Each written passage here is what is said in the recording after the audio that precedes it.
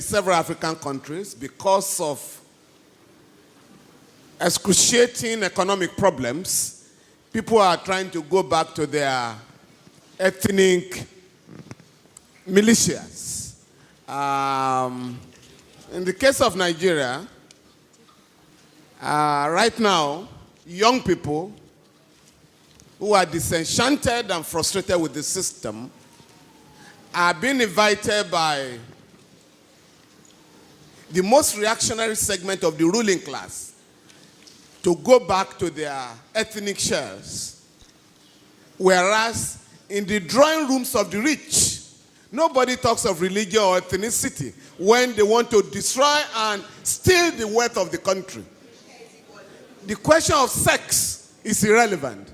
As a matter of fact, all the armed robbers in Nigeria, all the money they have stolen since 1960 has not been up to 191 billion naira stolen by an executive of a bank. I'm sure you know what I'm talking about. Yes. A lady executive of a bank was charged with stealing 250 billion naira. She pleaded with the government, can I do plea bargain? I will return 194 billion naira. Now, and I'm saying all the money stolen by armed robbers since 1960 has not been equal to that. But we are then told by the ruling class, aided by imperialism, that everybody should mind his own business because of the fear that if you have a united African country in Nigeria, 170 million people, that is one of the largest markets in the world. So for them, they want to keep us divided so that it's easy to rule us. And that is what is going on. Now, Prof, I've enjoyed your lecture. Very stimulating. I have one or two problems. Yes, Africans are corrupt, but I beg you, don't be tempted to jump to the conclusion of the West that stigmatizes us as the most corrupt people on earth. It's not true. America, Britain are the worst corrupt nations on earth. Prof, the Transparency International try to rank great corrupt countries. They say Nigeria is corrupt, Ghana is corrupt, Cameroon is corrupt. But Switzerland, that warehouses all corrupt money in the world, is never in that reckoning.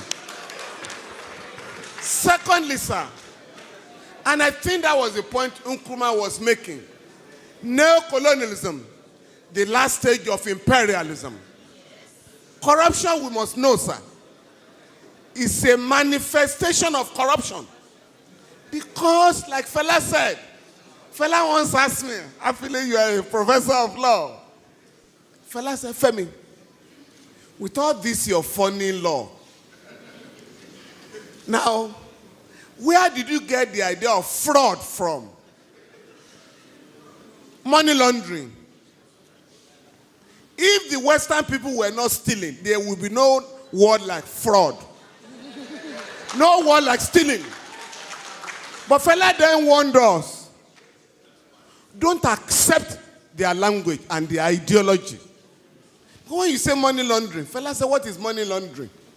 But if you say a man is a thief, in the school, his children will be ashamed when you say your father is a thief. But when you say the man is engaged in money laundering, it means nothing. Please.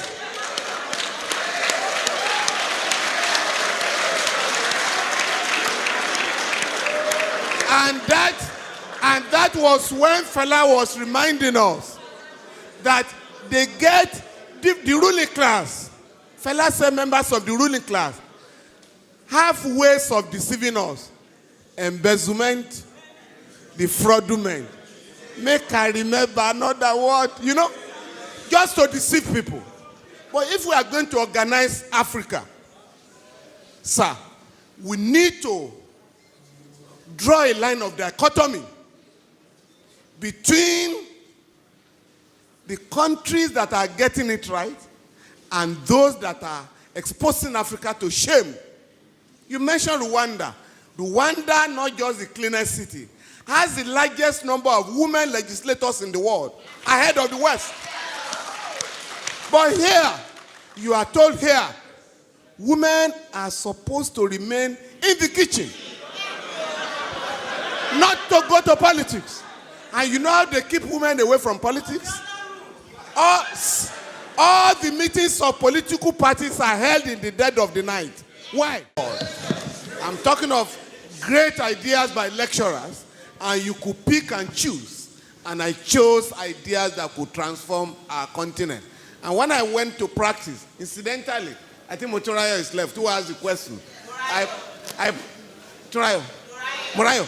I practiced under our father, the late Alawa Kabashorun, and he was an African lawyer, was very close to Nkrumah, Fela and all that. And that generation believed that Africans should be made to realize that we can solve our own problems. Fela sang about religion, and this is very important, because I was just reading Pastor Adeboye, who has just said that he wants to establish more churches so that everybody can have a church within a walking distance. Now, Fela sang about religion and the danger of religiosity as opposed to spirituality.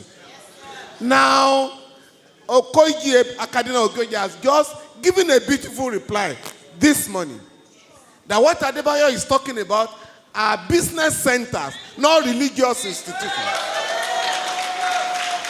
Please, and this is very important, they want to know how our young people can have these progressive ideas. Ayo, I would like to suggest to Yeni and other organizers of celebration, next year, please, have a session for musicians in Nigeria. Not just the show. Have an intellectual engagement with them so that you can get them to realize what it means. My own son, my son is a musician. And I asked him one day, where are you getting your ideas from? He said that you've forgotten that in your car, in our home in those days, you always play Fela. And I have learned about singing for relevance in our society. The last one is about the elite. All of us here, including Prof. Fela decided to drop ransom from his name. You know Fela was Ransom Kuti. He dropped it and chose Anikulapo Kuti. And that influenced many of us to also change our foreign name. Prof, by the way, I was also a Patrick, like you. Now, but I've thrown away that. But on our children, all of us can decide today. Because Prof made the point. We are all proud. When a friend visits you and you say, greet your uncle. You speak the same language. That does not happen anywhere in the world. The late Ganifa Emi called my house one day. My last girl picked up the phone and said, who is speaking, please? And Gani said, please give the phone to your father. Is that not Femi Falana's house? The girl said, yes. Why are you speaking English to me? And I had to apologize. He didn't know you were, sir. In my home, my wife and I decided, since we didn't learn our own English in school, at home, we're never going to speak English to our children at home. Now, that has paid off. Contemporary and friends of my children ask them now, where did you learn your Yoruba from? And I think all of us can decide to teach our children our native language. When we were in school, it was prohibited. They call it vernacular. If you spoke Yoruba in my secondary school, you would go for 2 weeks suspension.